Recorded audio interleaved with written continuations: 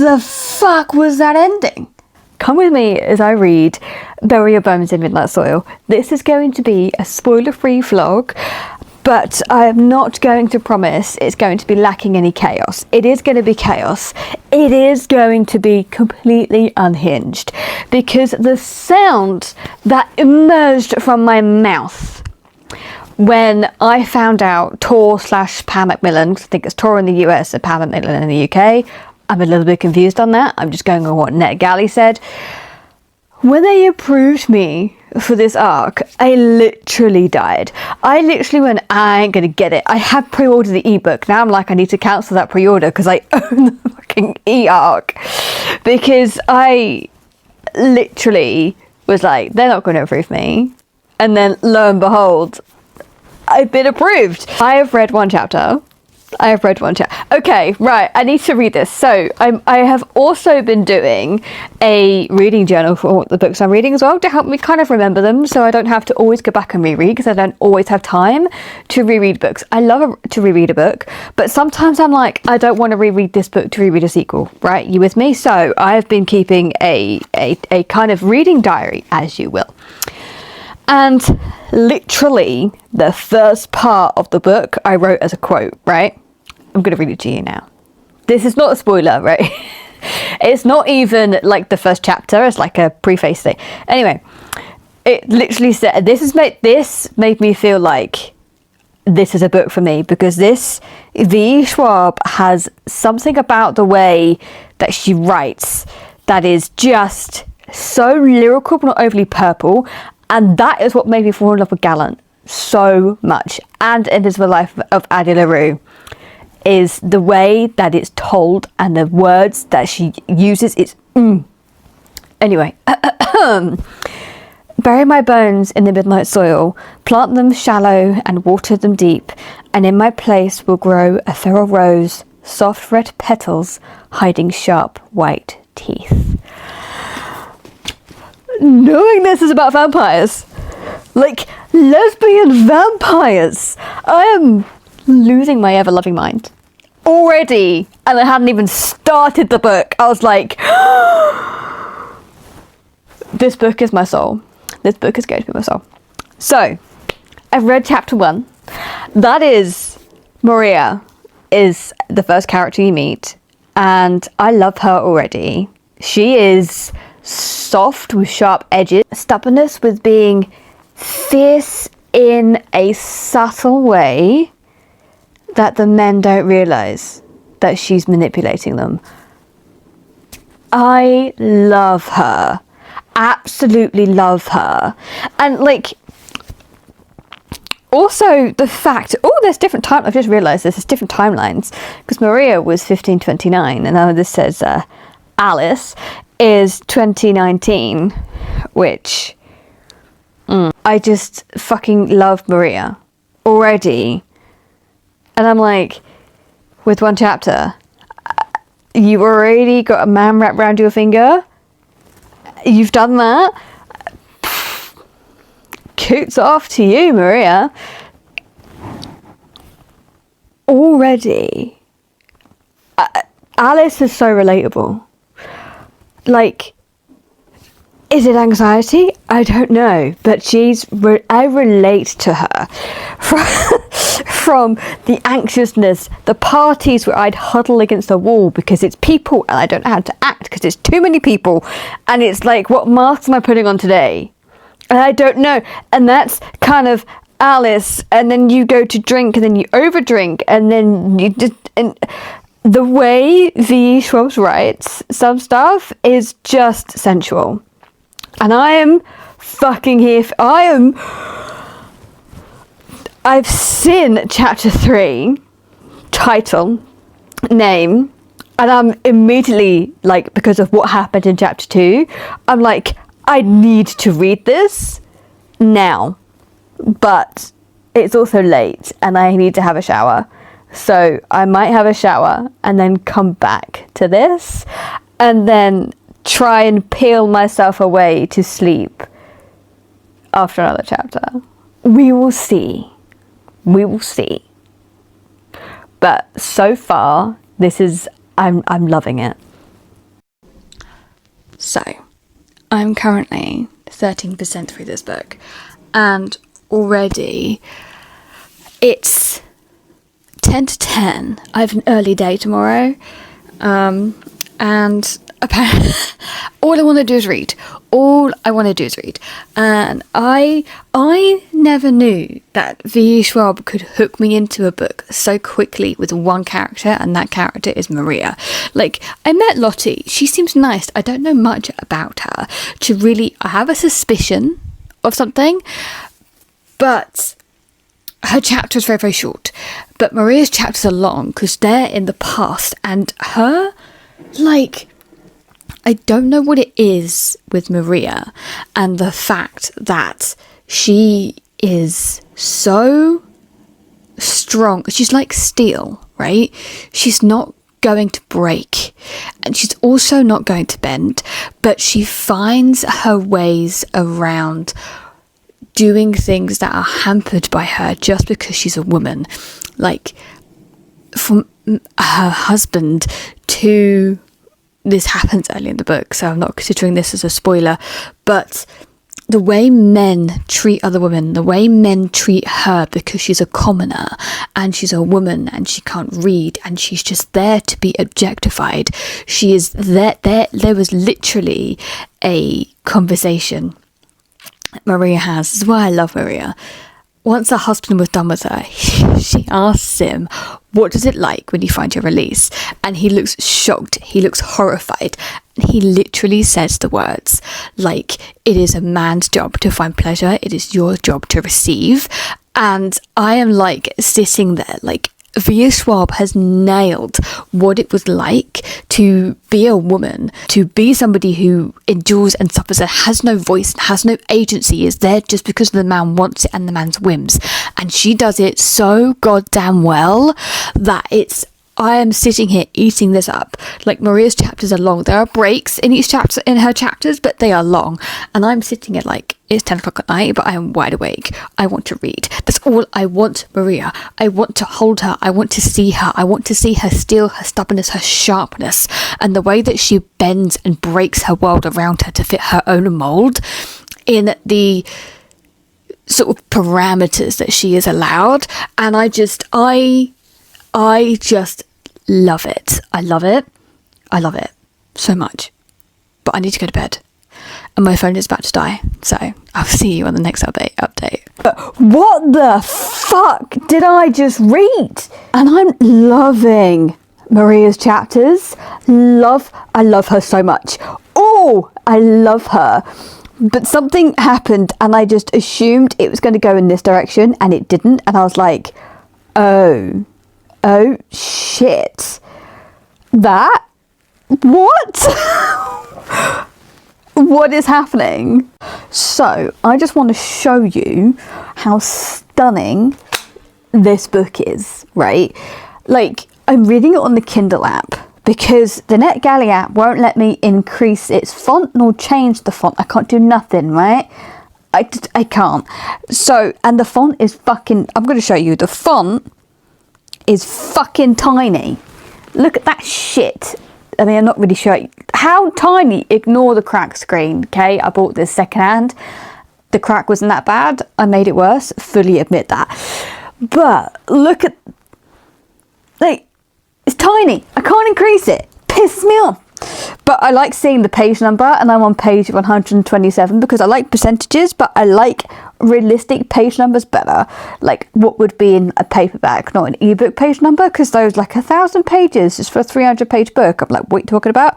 It's probably exaggerating that a little bit, but that's where we are. But this is stunning. Look at that. Look at it. It's making me think, do I break my hardback rule and get this? Because am I loving it enough for a hardback? Totally. And also, Waterstones, when I'm filming this, has a 25% off pre-orders. So I could entirely get this in hardback, because it's just fucking stunning. And like, this is just the ebook. Like, can you imagine what the actual hardcover copy would look like? Mental, right? On 15%, right? I've read one chapter, 22%. The chapter was long, the chapter was gripping, the chapter was holy fucking shit, was like, what have I read? One moment. This chapter is broken up into like sections. So you have one, and then you have the two. It's like Roman numerals, 3, 4, and you kind of go through. Some of them are like a couple pages, some of them are half page. You just kind of go through, and it's fucking gripping. I'm a hit or miss with V E Schwab. Like, Dark Shadow Magic was entertaining, but it wasn't like me. Same with Vicious. I've only read Vicious. I haven't read Victorious yet, and I'm waiting for the third book to come out, because that's the one thing that does kind of annoy me about V E Schwab, is that she doesn't necessarily will start his book like Fragile Threads of Power, but instead of going on to the next book of that, she'll write Bury Your Bones in Midnight Soil and do stuff like that, which is totally fine from a writer's perspective. I get it, you could do what you want to do, right? As a reader's perspective, I'm kind of also like, well, there's no real rush for me to read the book now, because when you're going to be a while for the next one comes out. So that's kind of where I'm standing at. I am going to read Fragile Threads. I just don't know when. I think it's going to be more my taste than a darker shade. But I do find I like her standalones a lot more than her series. Like Gallant, for example, 6-star read. Love the living shits out of that book. And then Invisible Life of Addie LaRue. So beautiful. Like, the way she tells those stories is so beautiful and poetic, but suits the narrative of the story. It's just stunning. I just love it. So I'm having the same thing with this. From the rate that I am consuming this, like, I don't want to leave. I don't want to go to bed. I don't want to have a shower. I want to be disgusting. I want to read. I am 33% in, on page 185. This so far is just pure vibes, and I'm loving it. It's such a vibey book, but V E Schwab makes it work so well with like the lyrical way she's telling the story, and how it kind of unfolds as you're reading it in such an eloquent way that all of a sudden you're 30% through the book, and yes, it may be just be vibes, and you're just kind of experiencing life. Are these people experiencing life? Granted, they are vampires, but at the same time, like, there is no general plot happening, and I'm sitting here like, give me more, keep giving me more. I'm absolutely adoring the way where V E Schwab is showing you the lore of a vampire, because there's so many different ways. I mean, we have Twilight, which is sparkles, why? But then you get the traditional Dracula, and V E Schwab isn't really doing either rule. She's keeping it more grounded in the traditional sense, like Empire of the Vampire as an example, but slightly different. There are slight, they have their weaknesses, but they don't burst into flame in sunlight, right, as an example. So there's weaknesses and strengths, and there's laws behind it, and things that just make much more sense than a vampire being can't step on holy ground, or it can't look itself in the mirror, stuff like that, which is traditional is traditional vampire, but also it's kind of like doesn't make sense. There's like no law behind it. So, which is interesting. And there was one moment, I'm not going to say who, but when you ring a promise from a vampire, it's binding. That is interesting, like so fascinating. And I'm like, V E Schwab's vampires may be my favourite. I never thought that I'd be so close to tears reading this book.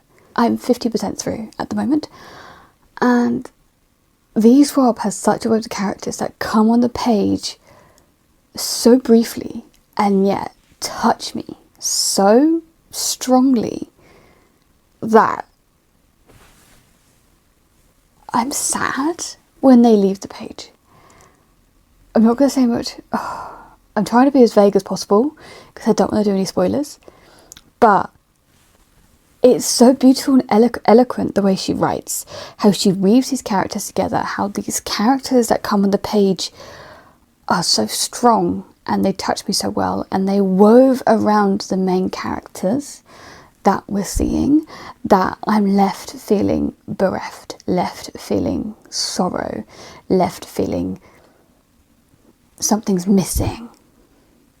And not because of the story, just because when the characters then leave the page and I'm sitting here like, what have I read? What is happening? Because I love every second of this book. Oh my god, this particular character, I adore so many of these characters, but especially Alessandro, that's it, Alessandro, he was beautiful, just beautiful. And Matteo, this book is as gay as anything, and I love it. It's not just lesbian vampires, it's gay vampires all around, and I love that. I love seeing the passing of time. I love seeing how the passing of time affects a particular character, and it's just, this book is going to touch so many people in so many brilliant ways. There have been a couple of moments, a very, very few moments, where I've been reading and I've been like, they last very, very briefly, and then something happens and I'm like, oh, because at the moment we're still just vibes, we're still just exploring the world and the character.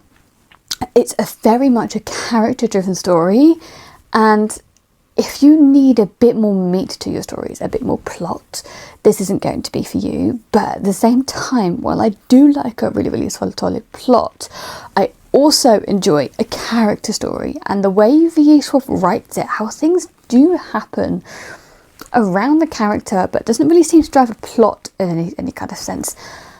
Just how she writes her characters really make me like entranced, and I can't really explain it, and I want to know how she does it.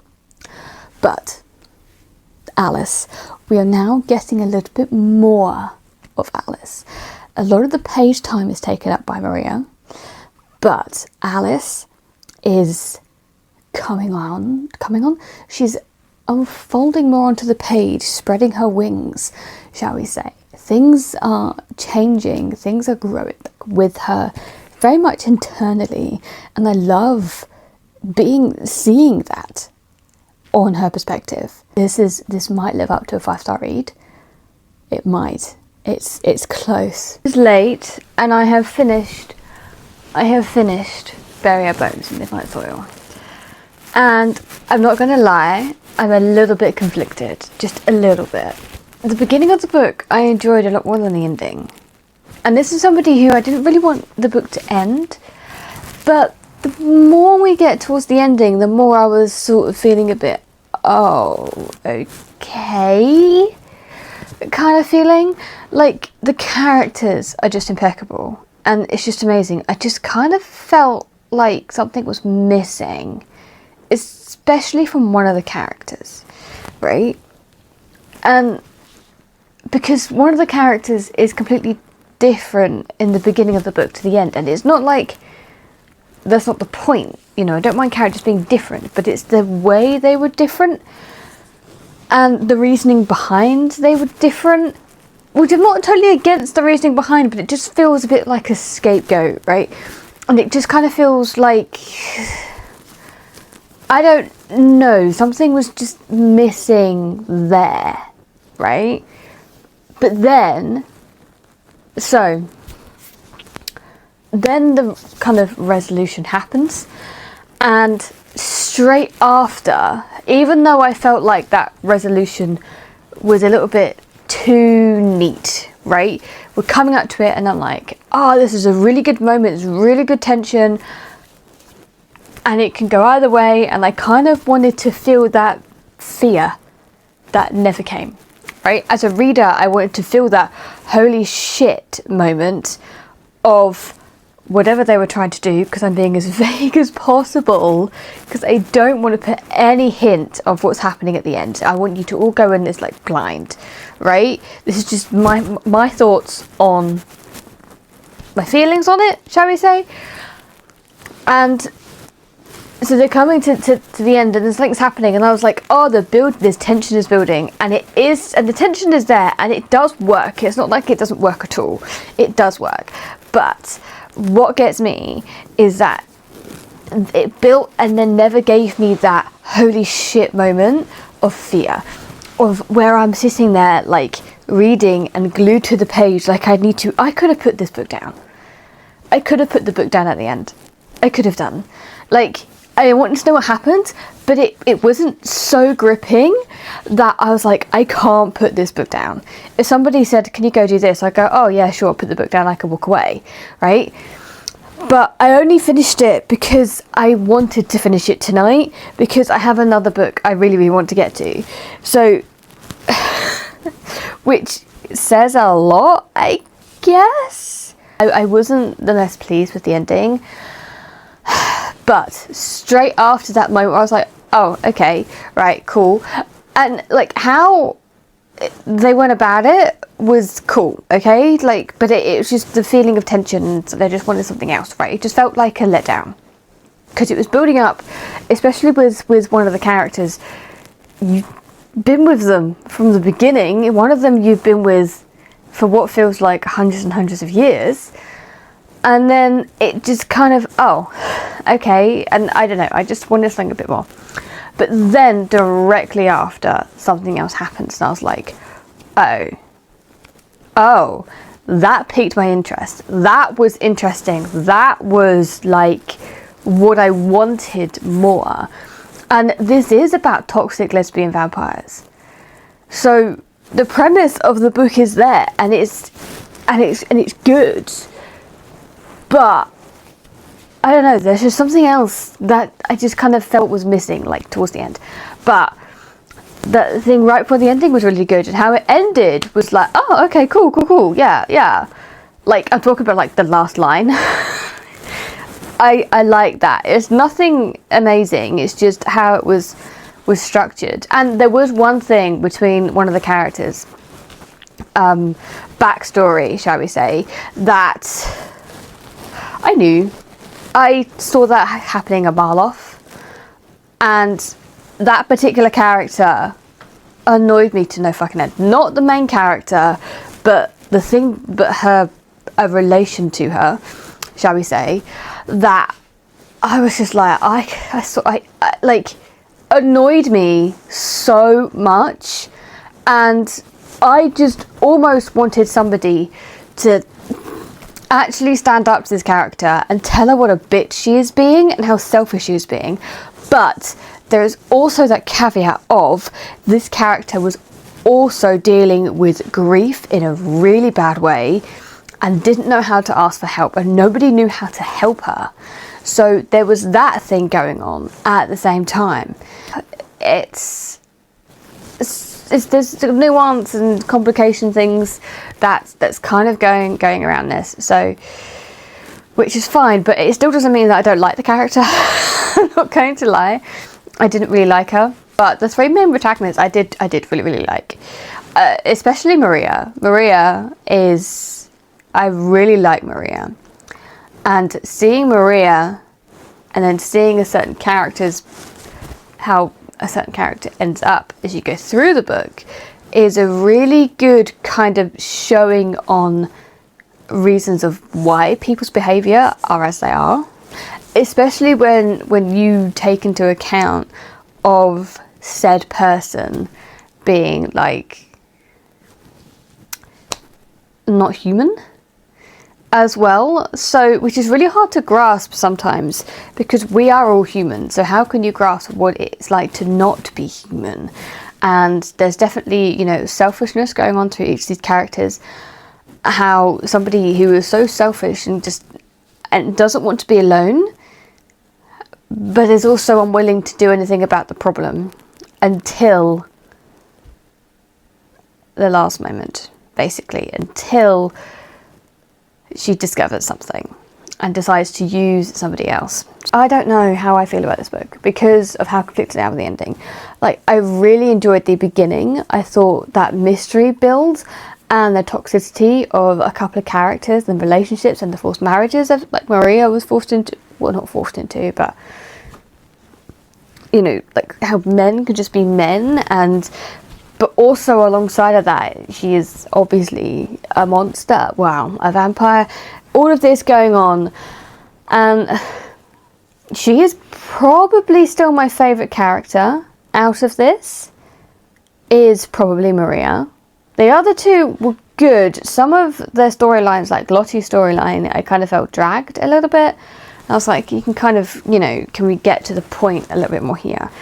But I don't know. I'm still a bit conflicted on my whole thoughts on this. I think I have to sleep on it. It's definitely not what I expected it to be.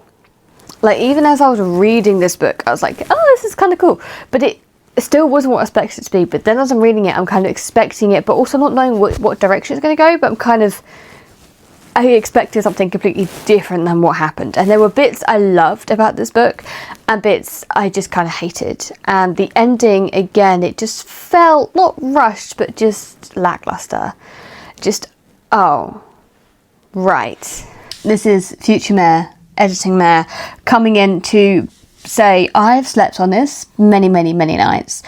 And the ending soured the taste for me on this book. The ending ruined the book for me. The ending was so bad that I'm honestly considering rating it 2 stars. I don't give 2 stars because I DNF anything that's below a 3 star. And this is bad. This was terrible. It was terrible. It was horrible. I've been talking to a couple of friends who've read this book as well before it got arcs, and they both agree with me. They were like, what the fuck is with that ending? We needed 30 to 50 more pages of a good ending for it to work. It broke the book for me. It completely ruined the experience. I never want to touch it again. I want to burn it in a fire. What was the fuck was that ending? What was, honest to God, I was being polite in the last clips. I was being too polite. I need to be more brutal because that was terrible. Absolutely terrible, and it made me hate the book. Bearing in mind, I loved it up to like the last 15%. I honestly do not know what was going through V E Schwab's head. I don't know why they made that decision that they made. It was just, there was no trial fail cycle, which there should have been with an ending like that, especially if you're considering you're dealing with immortal creatures that have lived for centuries compared to somebody who has not and who is new and learning about certain things. I'm really glad I never purchased this book. I'm really glad I cancelled all my pre-orders. I was close to getting a special edition, and then I finished the book and I went, nope, I'm not going to own that at all, because that ending was so bad, it soured the whole book. And you can have a lackluster ending. Endings don't always make the book, right? But an ending can ruin a book, and this is the case here. It completely ruined it. It ruined it. It was like living up to my expectations until that moment. And I was like, you what now? You what? You did that. You made that decision. Okay. I have a feeling a lot of people are going to agree with me. I know a lot of people still love this book because it is still V E Schwab. She's beloved. And that's totally fine. That is fine. But the ending was such a dumpster fire that it did ruin the whole book. And I don't think I've read a book in my entire life that has done that. So there you go. There you go. That is my thoughts on the Bare Bones of Midnight Soul. If anybody wants to rant about the ending, message me on Instagram. I'll rant away happily. about that ending because, oh my god, it was so bad. The voice messages I sent to my friends just ranting about it was just enough for a fucking essay. I hope you enjoyed this vlog, and let me know, are you still excited for Bare Bones Midnight Soil? Have you read it? Do you agree with me? Do you disagree? Are you going to pick it up because of what I've said? Let me know, and I will catch you in the next one.